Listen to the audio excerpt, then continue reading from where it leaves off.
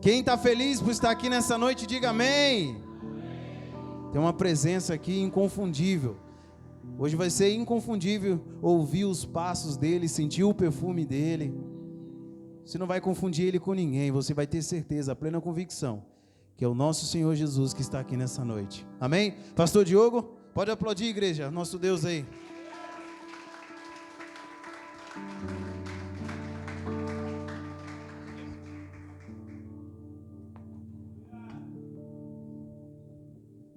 Glória a Deus.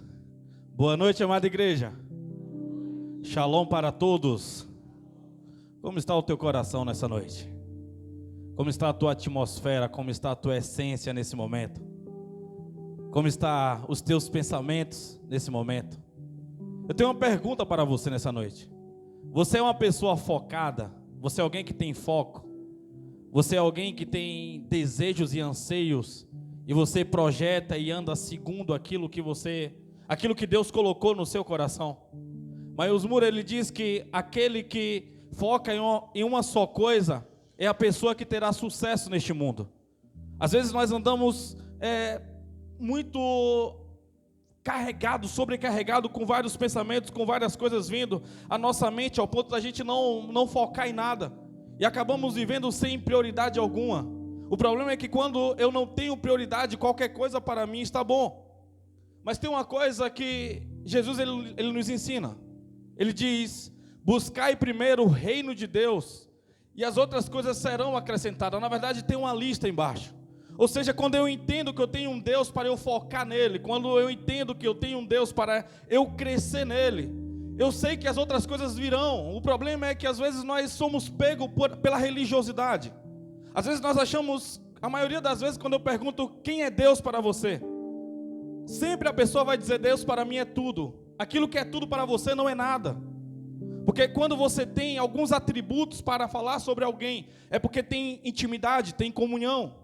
Quando você entra dentro de um presídio, você pergunta quem é Deus para você, rapidamente ele responderá: Deus para mim é tudo. Se não fosse Deus na minha vida, se não fosse Deus eu já tinha morrido. Porque a prioridade dele, Deus virou um ser religioso, não virou um ser a qual as pessoas têm relacionamento, um Deus a qual dá direcionamento, um Deus a qual ele traz a provisão, um Deus a qual fala qual será os seus próximos dias, e assim as coisas acontecerão. Ou seja, não é sobre você ter um Deus ambíguo, não é sobre você ter um Deus que é tudo, mas é sobre você ter um Deus que você sabe quem Ele é para você. É sobre você saber se localizar perto de Deus de fato, quem Ele é para você. E aí sim, você agora tem prioridades na sua vida. Hoje estava muito corrido para mim, e foi através disso que Deus tocou no meu coração essa mensagem. E veio uma leve sugestão.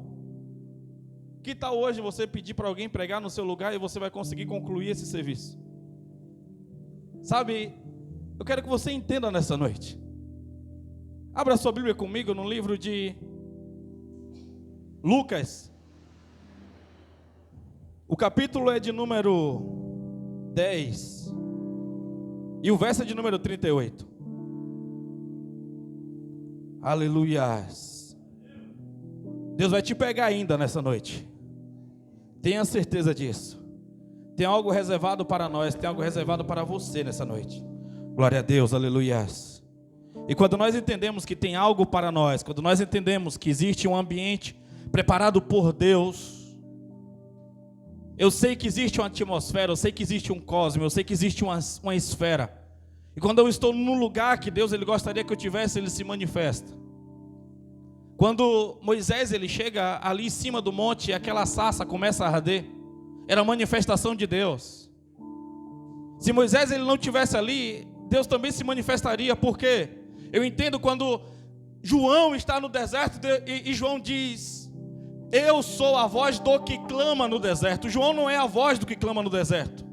Ele era a voz do que clamava no deserto. A voz que ecoava não era de João. João ouvia e ele liberava aquilo que a voz estava falando.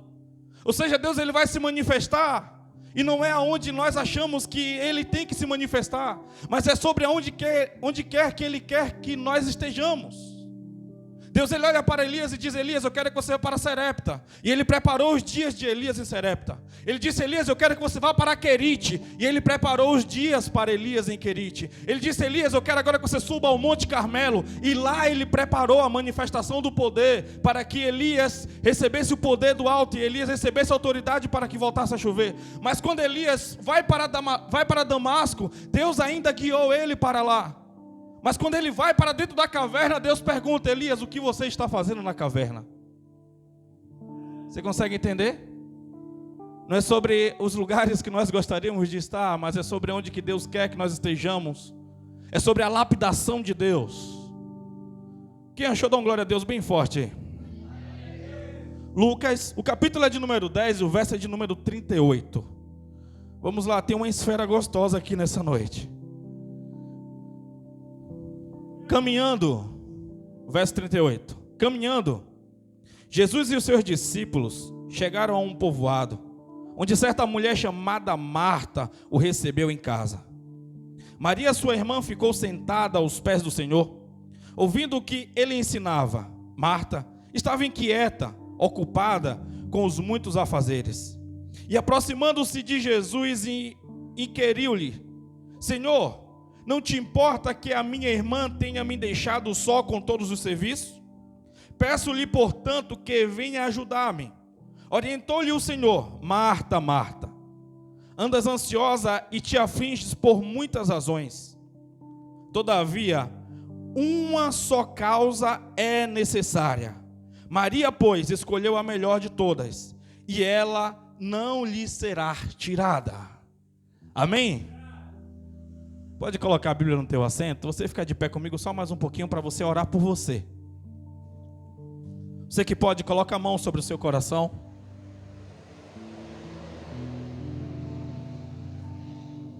Você tem que entender que é necessário chegar aos dias de decretar. Ou seja, você libera as palavras precisas naquela esfera a qual Deus ele tem guardada para você. Isso é através da oração, isso é através do diálogo da oração.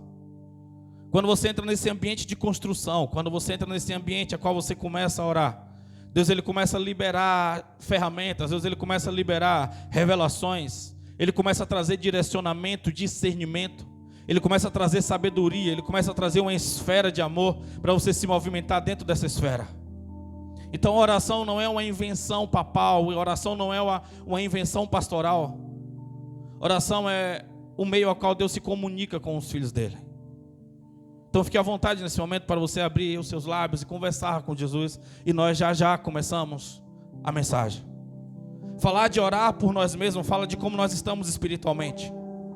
Você consegue fazer qualquer coisa quando você não está bem com Deus, menos orar.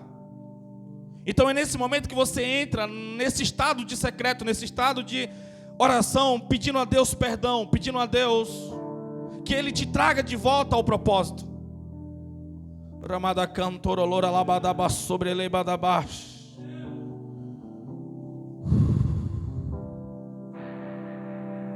Vamos lá.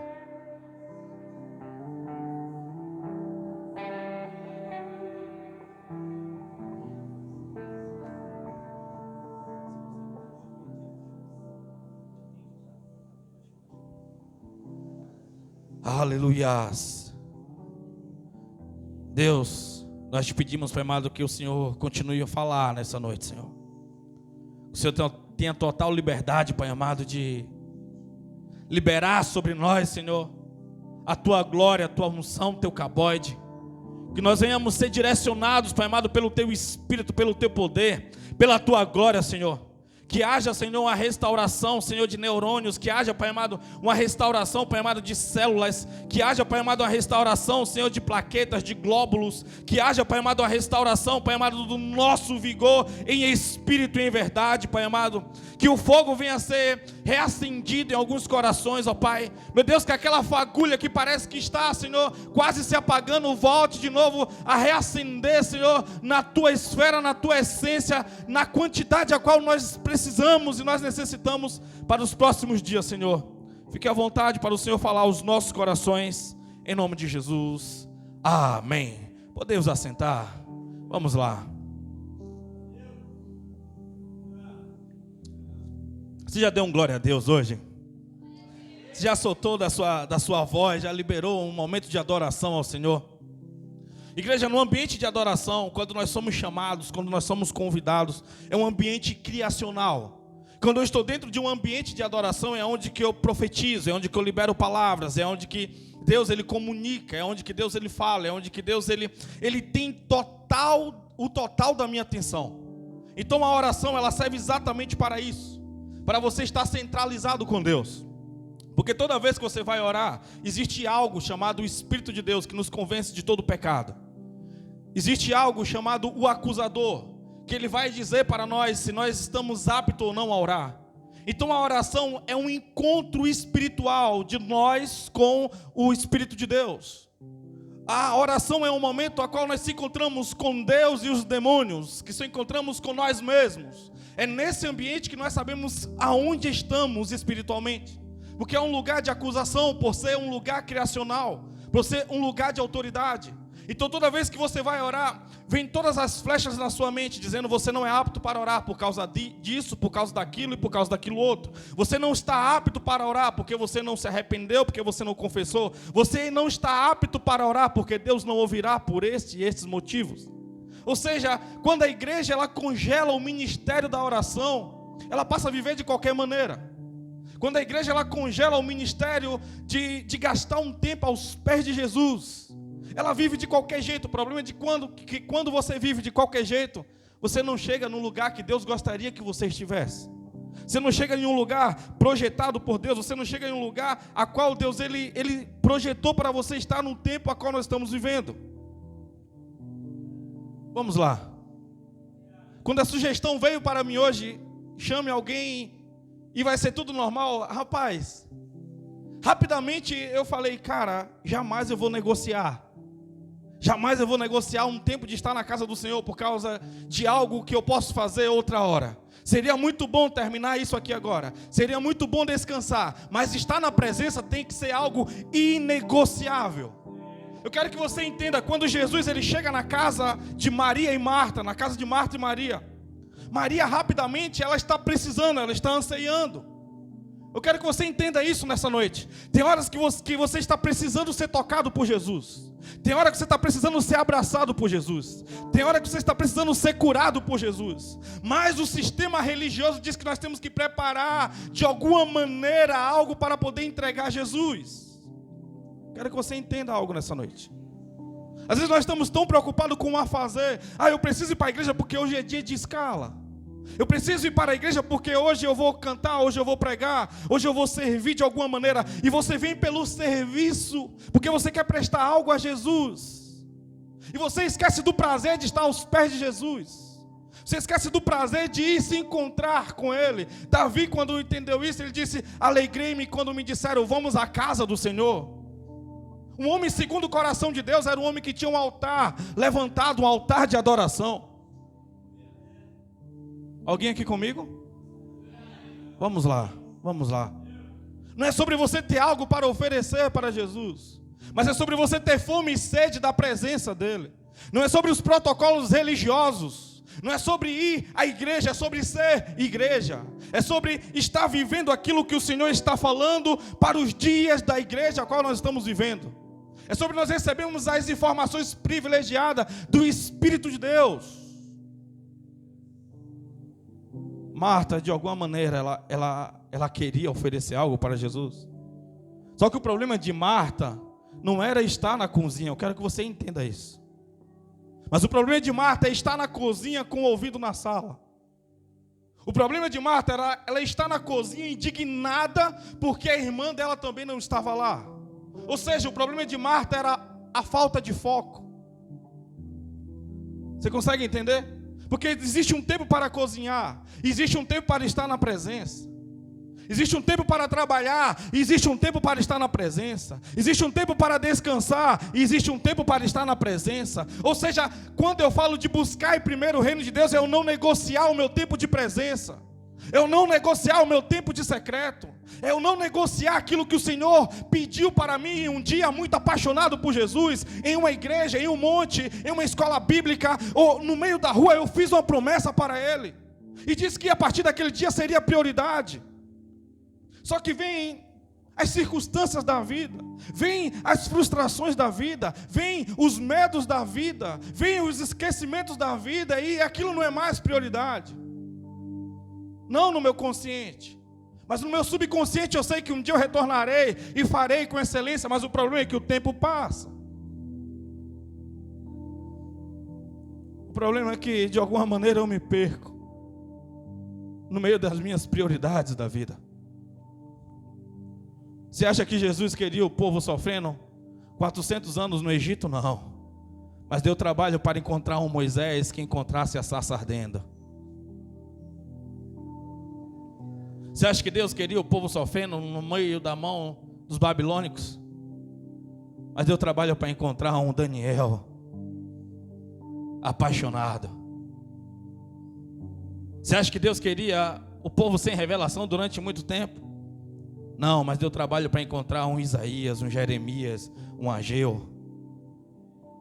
Ou seja, não é sobre o tempo passado ou o tempo futuro, mas é sobre o tempo presente e aquilo que eu posso ser na mão de Deus por causa da paixão que Ele colocou dentro de mim, por causa daquilo que eu estou disposto a não negociar, por causa daquilo que eu sei que é prioridade.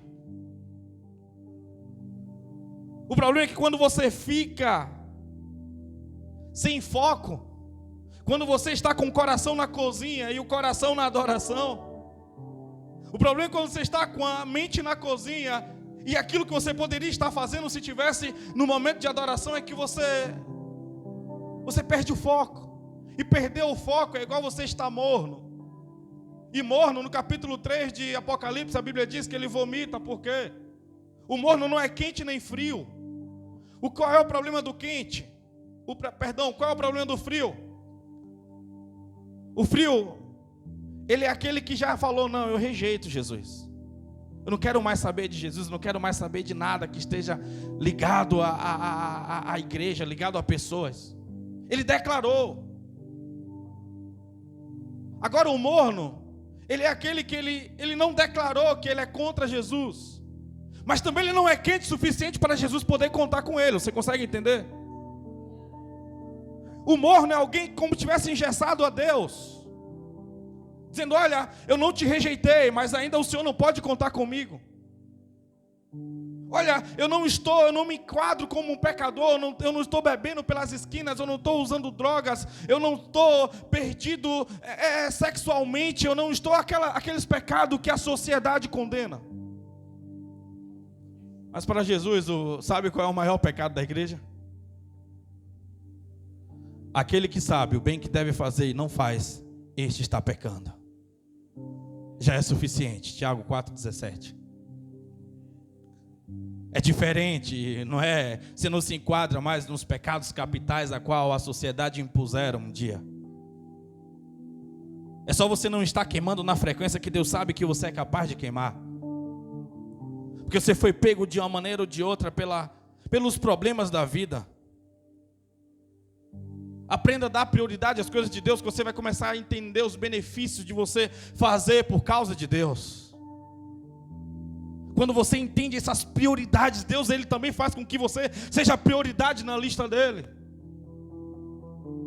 Deus não ama mais um do que outros, mas existe outros que amam mais Deus do que alguns. Você consegue entender? Quando eu entendi isso, quando a Bíblia diz, chegai-vos a Deus, Ele chegará até vós. Eu entendo que a distância que eu estou de Deus, eu escolhi estar. Tiago 4, verso 8, vamos lá. Chegai-vos a Deus, Ele chegará até vós. Purificai a mão, pecadores, e vós de duplo ânimo, purificai o vosso coração. Ele está dizendo, olha o que está aí dentro do teu coração, examine o seu coração, examine as suas prioridades. Chegai-vos a Deus, Ele chegará até vós. Chegue a Ele, Ele diz, buscai e me encontrará quando buscar de todo o coração, de todo entendimento. Ou seja, não é sobre campanhas, não é sobre coisas que eu vou fazer para um dia obter algo, mas é sobre o relacionamento básico dia após dia. É sobre meu tempo de oração, é sobre meu tempo de leitura da palavra, e é sobre a submissão daquilo que Ele me pedirá nos próximos dias, nos dias de relacionamento. Quando você começa a negociar, os primeiros princípios vêm como um efeito dominó. Vem derrubando as escalas sobre escalas. Quando você vê um dia, você se tornou aquela pessoa que você nunca achou que se tornaria novamente. E o problema é que você sempre, quando você degringola, sempre quando você cai nessa esfera, você se torna alguém pior do que você foi um dia. Porque é como se viesse uma enxurrada, é como se viesse uma tempestade, é como se viesse uma grande onda, um tsunami, um tornado, tirando todas as coisas dos lugares. E o problema é quando você começa a ficar assim, sem foco, a vida começa a gerar alguns danos. Você começa a ter alguns danos na vida de alguém que vive uma vida sem foco. E quais danos são esses? Eu falarei para você alguns dos. Prometo ser bem breve, prometo ser bem sucinto aqui. Até porque eu coloquei uma pregação bem curta, para nós extrairmos o melhor possível daquilo que Deus Ele quer para nós nesses próximos dias. Vamos lá. Quando você vive sem foco, o primeiro princípio é que o primeiro dano que você recebe é o dano da agitação. Você fica agitado. E o problema de você estar agitado é que você tem uma sensação que você está fazendo muito, quando na verdade você não está. O problema é que você só está sem foco. E aquela agitação você pega uma coisa, faz outra, pega uma coisa, faz outra, e nunca termina nada, e está sempre fazendo muita coisa. Marta, ela se agitava na cozinha de um lado para o outro, ela ia, voltava, eu falo, não falo, se eu falar, será que eu vou ofender Jesus? Se eu falar, será que eu ofenderei a Maria? Se eu falar, será o que os convidados irão pensar? O que Pedro linguarudo vai falar? Sabe, ela começou a pensar no ambiente. O que o falso do Judas vai dizer se eu falar, se eu cobrar a minha irmã para vir me ajudar? Ou seja, ela estava agitada. É como, sabe, muito serviço. Como se estivesse carregando o mundo nas suas costas. E a Bíblia diz que muito é o trabalho, o reino é grande, mas poucos são os ceifeiros, poucos são os trabalhadores. Quando nós entendemos isso no campo do reino de Deus, nós entendemos que nós temos que entrar em oração para que Deus Ele mande trabalhadores, para que Deus Ele mande ceifeiros. Igreja não é uma organização, nós precisamos entender isso. Igreja é um lugar onde que Deus se comunica com a terra. Igreja é um propósito de Deus. Quando nós pararmos de entender quem é que está sendo beneficiado, quem é que não está sendo beneficiado, o bandismo cresce cada vez mais. Enquanto nós estamos pensando quem está beneficiado, quem não está sendo beneficiado, aí sabe o que acontece? O espiritismo cresce cada vez mais, o islamismo cresce cada vez mais, os desigrejados crescem cada vez mais, e parece que o reino está perdendo. Não, o reino não está perdendo, mas pessoas estão perdendo, famílias estão sendo destruídas, pessoas estão vivendo sem propósitos, pessoas estão sendo dilaceradas, só por causa das minhas indecisões, por causa da minha falta de foco. No capítulo 6 de Atos, no verso de número 4, os apóstolos chegaram à conclusão: cara, temos muito trabalho e temos poucas pessoas. Vamos focar em duas coisas então. Em quê? Na oração. E em que mais? E no ministério da palavra. É a base, é a base. Quando eu foco em orar e foco no ministério da palavra, virá poder. Porque a Bíblia diz que o evangelho de Deus é poder.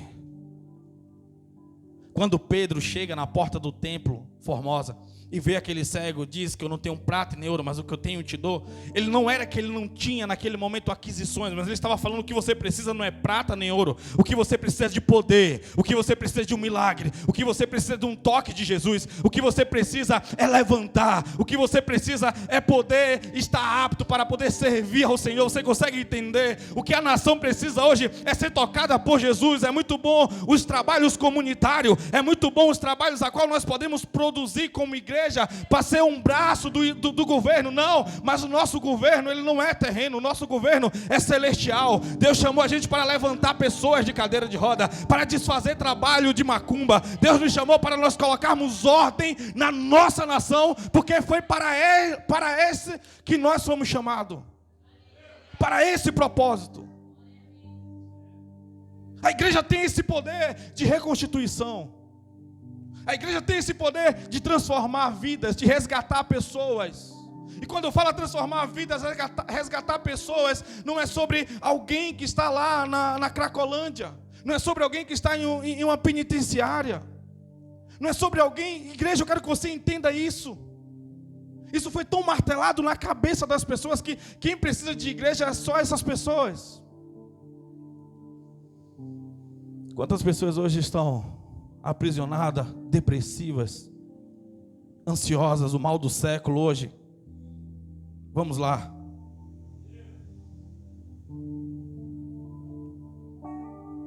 O problema é que quando eu estou sem foco, eu gasto muita energia. O problema é que quando eu estou sem foco, eu não tenho discernimento do que é prioridade na minha vida. Porque eu sou movimentado pelas minhas necessidades, eu sou movimentado por aquilo que mais parece ser prioridade naquele momento. Ou seja, o que me movimenta são circunstâncias. Não é um processo formado, não é algo que foi deliberado para mim como uma missão que precisa ser concluída. Mas é sobre as necessidades provisórias. É sobre, como se fosse o famoso Severino quebra-galho, onde que pode, ali eu estou ali quebrando um galho, mas quem vive assim não vive com foco, não vive com prioridade. E o segundo dano de quem vive uma vida sem foco é uma pessoa ansiosa. Vamos lá. No verso 40, aí no primeiro princípio a qual eu falei, Marta, ela estava inquieta, ela estava ocupada com muitos afazeres. Mas no verso 43, no verso 41,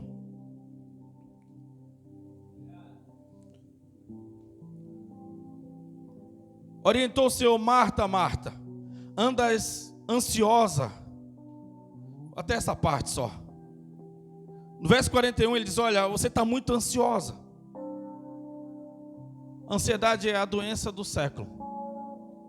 É a pessoa que tem um excesso de coisas para poder fazer. A pessoa que fica pensando muito. Marta, ela queria muito terminar o serviço porque ela queria ir para a sala. Ela criou no coração dela a incumbência de entregar algo para Jesus. Porque na cabeça dela, Jesus ele vinha de uma caminhada, então ele precisava comer algo. Só que ela não estava lá, quando no capítulo 4 de João, Jesus ele disse que a fome e a sede dele era fazer a vontade do Pai. A comida e a bebida dele era fazer a vontade do Pai. Jesus naquele dia foi para se encontrar com Marta. Ele diz: Marta, tu anda muito ansiosa. E o problema não é apenas eu estar aqui. Em outras palavras, ele estava dizendo isso. Não, o problema não é só agora você entregar algo para eu comer. Não é só entregar algo para os discípulos comer. Não, você vem de muitos problemas. Tem muitas coisas que estão te afligindo. Tem muitas coisas que estão roubando a tua paz. Tem muitas coisas que estão te fadigando. Tem muitas coisas que estão tirando a sua esperança de viver. Você está muito ansiosa. Você está pensando demais no futuro. O problema é que quem foca no futuro, ele perde o presente. 2024 não acabou. Eu não posso ficar sonhando com 2025. A vida é uma incógnita. Quem sabe o que acontecerá hoje? Quem sabe o que acontecerá nos próximos dias? Então por que eu não viverei o hoje? Se a Bíblia diz que o hoje pertence a mim, se a Bíblia diz que o hoje pertence a nós, por que eu vou ficar focado em um futuro? O problema é que quando eu foco no futuro, eu não tenho uma ação no presente. Sabe, eu vivo apenas pensando: como será 2025? Como será? Como será? Como será? Não, eu preciso entender hoje o que eu posso fazer hoje para mudar o meu 2025. Tem alguém aqui comigo? O que pode ser feito hoje como ação? O que pode ser feito hoje para eu poder avançar, para eu poder crescer? A Bíblia diz, Mateus, a partir do verso 25, Mateus 6, a partir do verso 25, não andeis ansioso com coisa alguma. Não andeis ansioso com coisa alguma. Sabe, isso acontece quando você sabe e você reconhece o Deus que você tem. Quando você sabe que Ele sabe o que passa na sua mente. Quando Ele sabe o que está passando ao seu coração.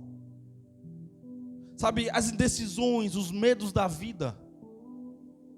Aquilo que está comprimindo, aquilo que está pegando e tirando o seu sorriso. Aquilo que está tirando a sua alegria, aquilo que está tirando a sua felicidade. É como se fosse um peso colocado sobre a testa das pessoas, entre as duas sobrancelhas. E as pessoas estivessem ali carregando um piano com um malabarismo para poder suportar aquele peso que está sobre a cabeça dela. Uma sensação de enxaqueca, uma sensação de dor de cabeça. Como se o coração estivesse sendo comprimido, apertado o tempo todo. Como se não conseguisse respirar na frequência correta. Isso é um espírito de ansiedade que foi lançado apenas pelo fato de não entender que a vida está sendo vivida sem foco. Porque foi tirado alguns princípios lá atrás, que você achou que não faria falta. Só que hoje vem como um rolo compressor, hoje vem destruindo, hoje vem roubando a alegria. Mas quando você entende, você volta ao Senhor. Quando você entende, você sabe que nele está todo o seu sustento. Não é sobre a religiosidade, não é sobre apenas você ir à igreja ao domingo, mas é sobre você viver os princípios a qual um dia você levantou a mão para servir Jesus. Você não levantou a mão para servir Jesus porque você gostou da placa da igreja. Você não levantou a mão para servir a igreja porque você gostou do ambiente da igreja. Não, foi pelo amor de Jesus. Ele disse, não foi vós que me escolhestes, mas fui eu que escolhi a vós. Alguma coisa te pegou. Ele derramou uma gotinha do amor dele dentro de você e falou, é isso que eu sempre quis, foi isso que eu sempre sonhei para a minha vida, é isso que eu preciso para poder organizar a minha casa, organizar a minha família. A paz sobreveio ao seu coração, a paz sobreveio o seu cérebro, como se tudo parasse e você conseguisse entender, porque a esfera do primeiro amor chegou ao seu coração. É por isso que ele chega em Apocalipse e diz, aonde abandonaste o teu primeiro amor? Ele não está falando aonde perdeu, não, ele não fala onde perdeu, ele fala aonde abandonaste, ele fala sobre escolhas, ele fala sobre decisão, ele fala sobre tomar uma decisão. Você tomou uma decisão e você abandonou o primeiro amor. O primeiro amor, ele não é perdido, ele é deixado, ele é escolhido. Fala, você fica aqui.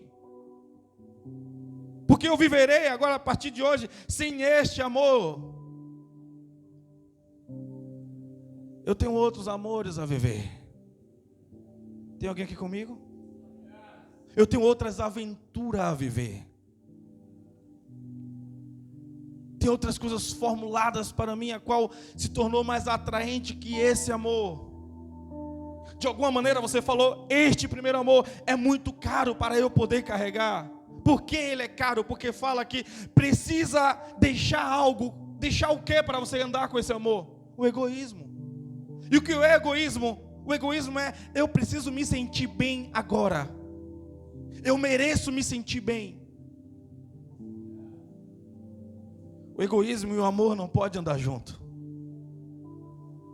Porque o egoísmo, ele é um Deus, e o amor também é um Deus. Por isso que a Bíblia diz que Deus é amor. A Bíblia não diz Deus é o amor. A Bíblia diz Deus é amor. E aquilo que pode ser construído na escola do amor só pode ser vivido se você se matriculou na escola da renúncia. E renúncia e egoísmo não andam juntos. Porque para você andar com esse primeiro amor, Jesus ele deixa um princípio. O amor é Jesus. E ele diz, aquele que quer vir após mim, tome a sua cruz e siga-me. Porque o que adianta o homem ganhar o mundo inteiro e perder a sua alma? Ele está falando sobre prioridades. Você consegue entender? Ele está falando sobre foco. Ele está falando sobre viver o cristianismo, viver esse amor. É um estilo de vida. Não é algo marcado na nossa agenda. Não é porque nós sobramos um tempo e aí nós oferecemos. Não, fala sobre abandonar coisas para ser prioridade. Fala sobre deixar coisas, perder coisas, para que o tempo seja de qualidade. O tempo seja de verdade, altar levantado, altar posto. Pedro, tu me amas? Ah, Senhor, não como eu disse que eu amava. Pedro, tu me ágape. Ágape ali é um amor sacrificial, é de entregar a vida. Pedro responde, eu te filéus, para nós é como eu gosto. Amar não, porque eu disse um dia que te amava, estaria com você até o final, eu te abandonei. Deixei você numa cruz e fugi para chorar. Você consegue entender? Você consegue compreender? Só que ele está dizendo, ó Pedro, você precisa ser curado nessa esfera aí, eu já te perdoei. Pedro, tu me amas? Ele falou, Senhor, eu não consigo falar com os meus lábios, mas tu sabes. Tu sabes, eu aprendi. Tá bom, Pedro, então apacenta as minhas ovelhas. Apacenta as minhas ovelhas, Pedro. Pedro, o que eu tenho preparado, esperando você, é o mesmo que eu recebi. Tem uma cruz te aguardando, Pedro. Você será morto numa cruz assim como eu fui morto, Pedro. Você continuar lendo o texto, vai estar falando exatamente isso nas entrelinhas. Aí Pedro falou, agora eu estou preparado. Não, Pedro, você não está preparado ainda. Você se enganou mais uma vez, Pedro. Fica em Jerusalém, Pedro. Fica em Jerusalém, espere. Porque vai vir um poder do alto, e quando esse poder vir, aí sim você estará preparado para os próximos dias. Então Pedro permaneceu em Jerusalém, e buscando, orando, até que ele mesmo soprou do alto, o próprio Jesus. Ele soprou no dia de Pentecoste um espírito que veio sobre Pedro, que avassalou, que pegou, e agora sim ele estava disposto a morrer, agora sim ele estava disposto a entregar a vida, assim como ele entregou. O problema é que quando eu interrompo os processos, os processos, eu não chego no propósito, eu vivo sem foco. Se o foco é ficar em Jerusalém, então eu ficarei em Jerusalém. Ele falou, ei, eu tenho vocês para poder estabelecer a minha igreja. Sabe por quê? Existe tempo para todas as coisas debaixo do sol. Tem tempo de adorar e tem tempo de trabalhar. Você consegue entender? Eu comecei a mensagem assim. Priorize o seu tempo. Não negocie o seu tempo. Quanto custa o seu dia hoje na empresa? Quanto custa a sua hora hoje na empresa? Quando você conta no final, quanto é que custa?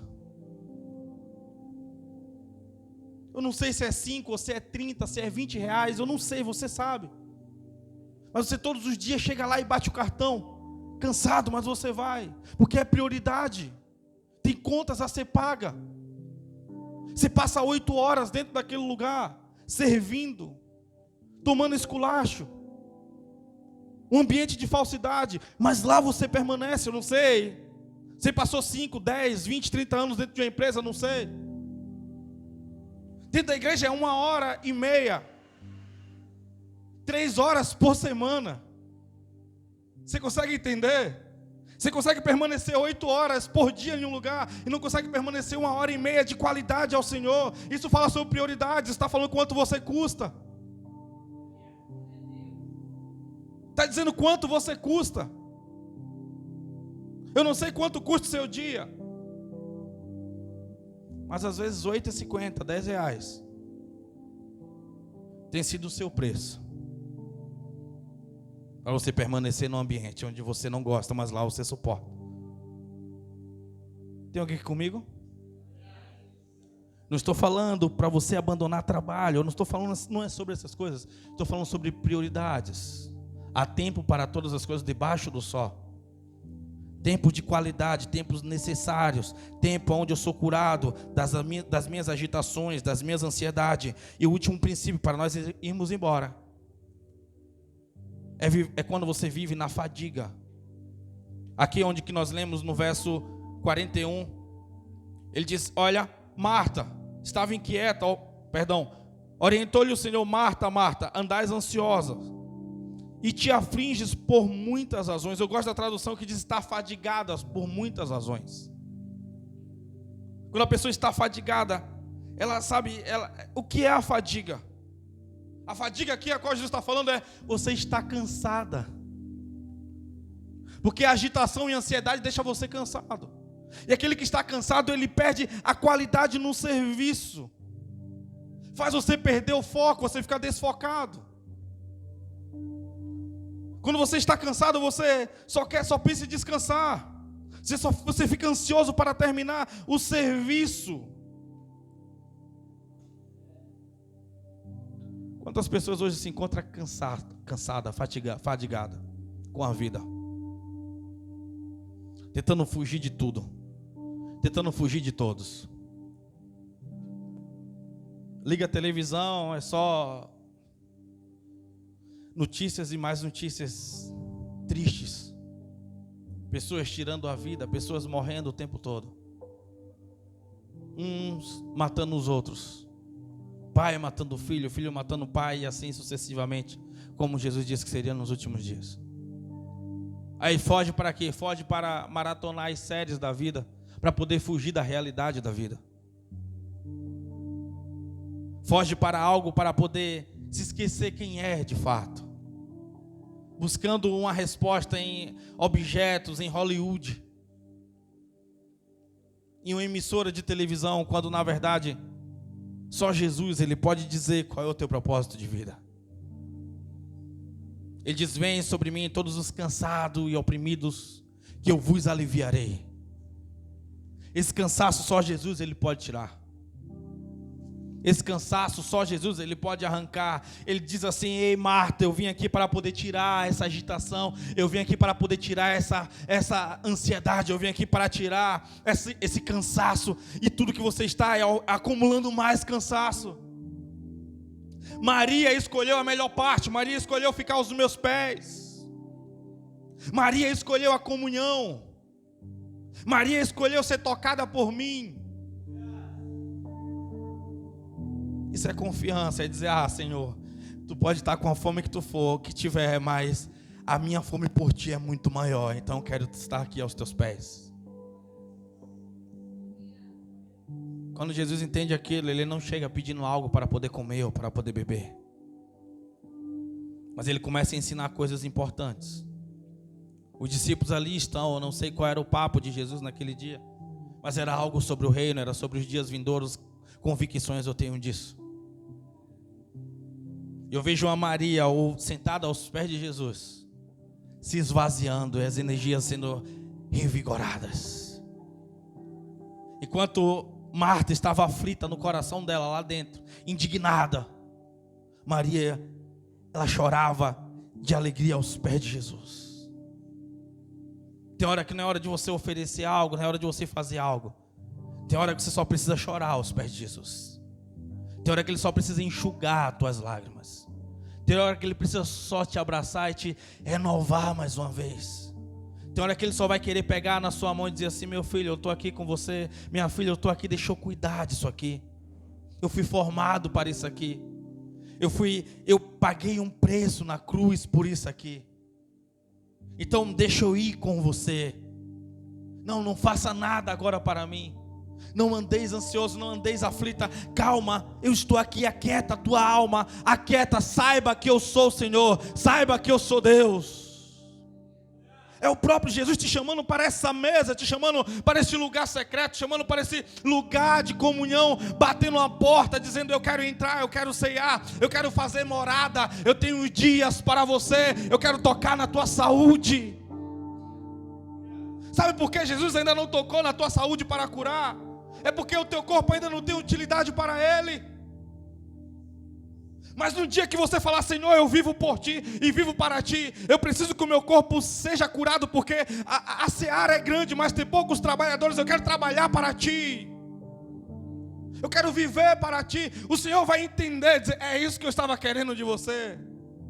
Ana, você quer um filho? Eu quero um filho, Senhor. Tá bom, Ana, eu quero te dar um filho. Então por que o Senhor não me dá? Tem anos eu vindo aqui todo dia e nada acontece. Aquele ano ela voltou para casa triste ainda, que ela não entendeu o que o Senhor estava falando. O Senhor disse que queria dar um filho para ela, mas ela não entendeu. No ano seguinte ela volta: ah, Senhor, o filho que o Senhor me der, será teu profeta, será teu juiz. Ele viverá dentro da tua casa te servindo. Ah, Ana, agora você entendeu. Prioridade, Ana.